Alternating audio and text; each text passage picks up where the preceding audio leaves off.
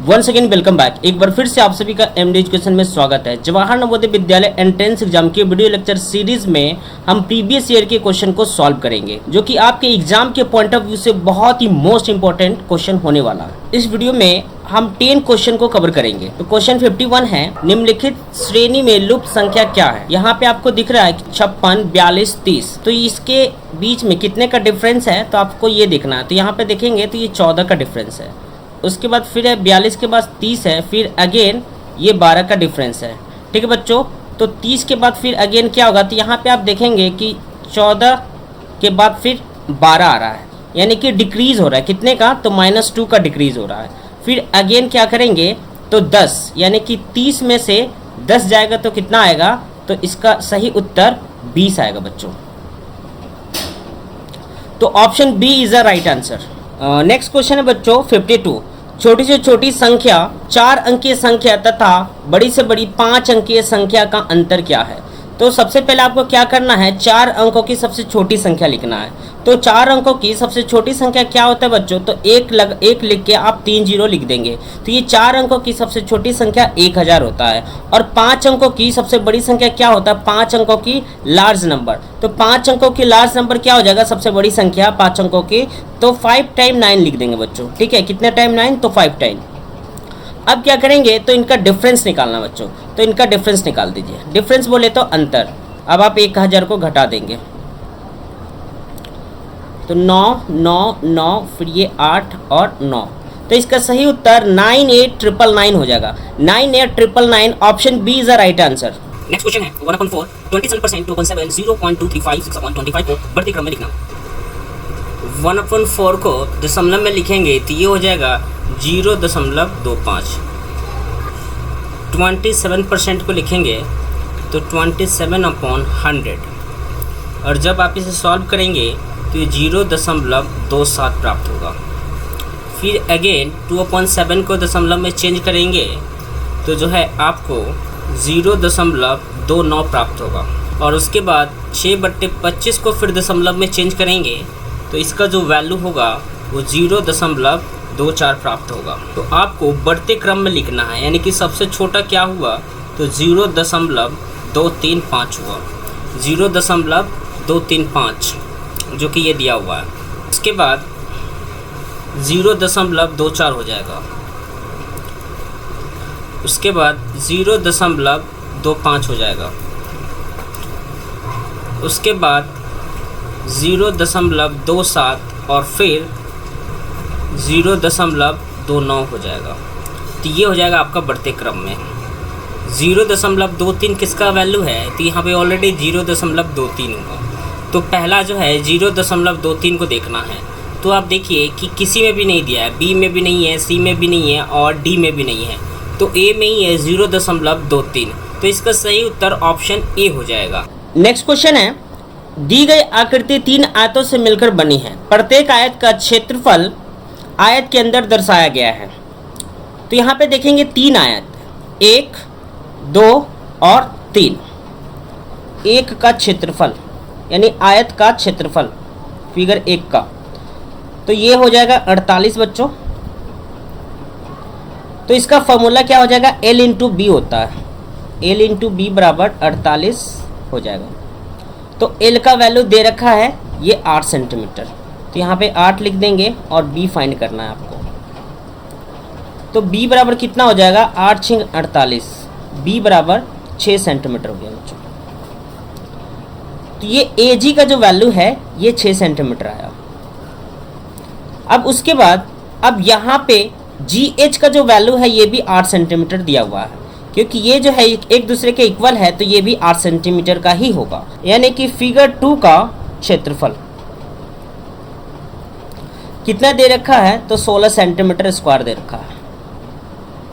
तो L कितना है, तो L जो है 8 है और B फाइंड करना है 16, 8 दूना 16, तो B बराबर कितना हो गया, 2 सेंटीमीटर हो गया बच्चों। यानी GH की जो वैल्यू है ये 2 सेंटीमीटर आ गया। सॉरी, GF की जो वैल्यू है ये 2 सेंटीमीटर आ गया। और यहाँ पे HE की जो वैल्यू है ये भी 2 सेंटीमीटर होगा। सॉल्व करते हैं। अब जो तीसरे फिगर को सॉल्व करते हैं, तो जैसा तीसरे फिगर में आपको दिख रहा होगा BC और ED। तो यहाँ पे आप देखेंगे कि AG का जो वैल्यू है ये 6 सेंटीमीटर आया, तो AG 6 सेंटीमीटर होगा तो BH भी जो बच्चों 6 सेंटीमीटर ही होगा। कितना होगा? 6 सेंटीमीटर। उसके बाद ये देखिए GF 2 सेंटीमीटर है तो HE भी 2 सेंटीमीटर होगा, तो कुल मिला के ये CD की जो वैल्यू है ये 6 2 8 सेंटीमीटर का होगा। ठीक है बच्चों। उसके बाद देखिए फिगर 3 का क्षेत्रफल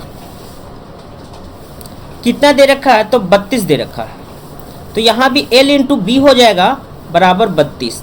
तो L का वैल्यू कितना है? तो L 8 दे रखा है बच्चों, और B आपको फाइंड करना है। B क्या करना है? फाइंड करना है। तो 8 चौक 32, यानी B की जो वैल्यू है कितना है बच्चों? 4 सेंटीमीटर। और B क्या दे रखा है? तो B जो है आपका ये BC है, यानी BC का जो वैल्यू कितना आया? 4 सेंटीमीटर आया बच्चों। तो इसका सही उत्तर ऑप्शन बी हो जाएगा 4 सेंटीमीटर। नेक्स्ट क्वेश्चन है, एक विद्यार्थी ने 2 से 1/4 घंटे में साइकिल पर 18 किलोमीटर की दूरी तय की, तो उसकी प्रति घंटा चाल क्या होगा? तो ये समय दे रखा है बच्चों। समय कितना दे रखा है? तो 4 दूना 8 और 1 9, 9/4 जो है समय दे रखा है। और डिस्टेंस कितना है?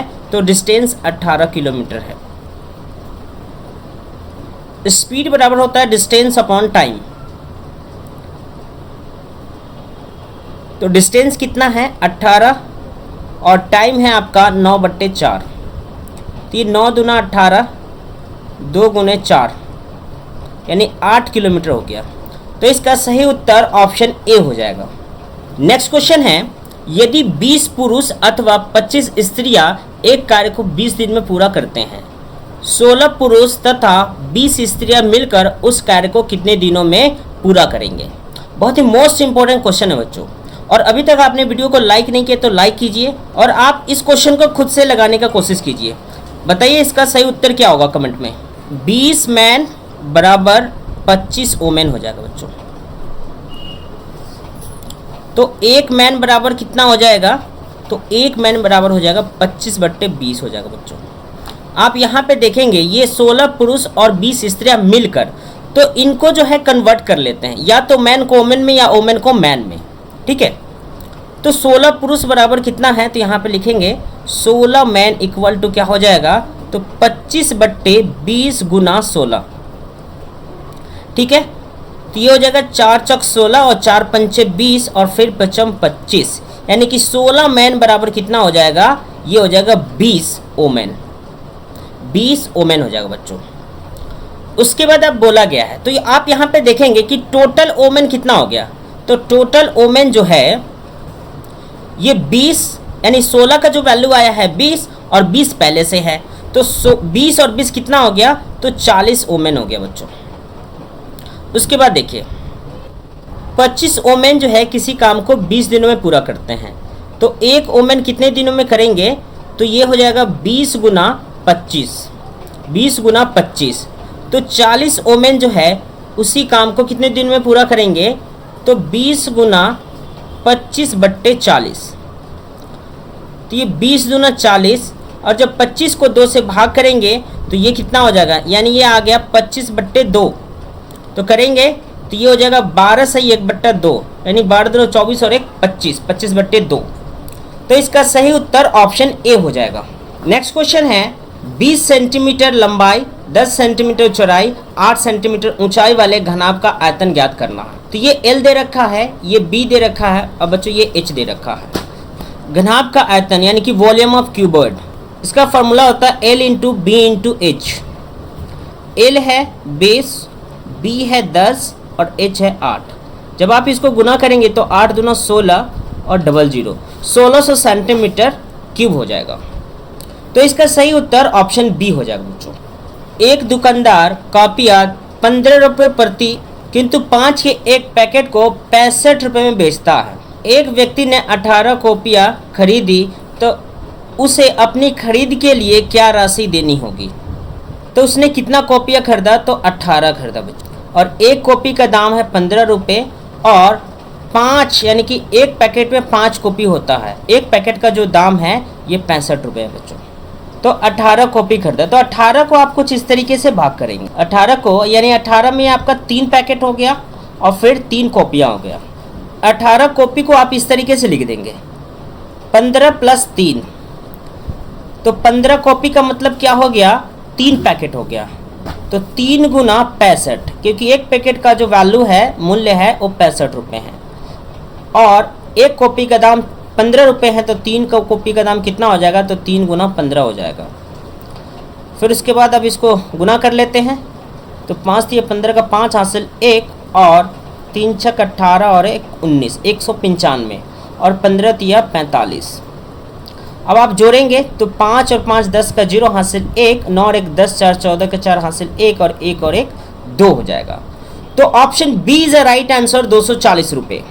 बच्चों वीडियो पसंद है तो ज़्यादा से ज़्यादा लाइक कीजिए और अपने दोस्तों के साथ शेयर कीजिए। कोई भी क्वेश्चन में डाउट है तो आप हमें कमेंट सेक्शन में कमेंट कर सकते हैं और अभी तक आपने चैनल को सब्सक्राइब नहीं किया है तो सब्सक्राइब कर लीजिए और साथ ही साथ बेल आइकन बटन को प्रेस कर लीजिए ताकि आने वाला वीडियो का नोटिफिकेशन आपको सबसे पहले मिले। जय हिंद, वंदे मातरम।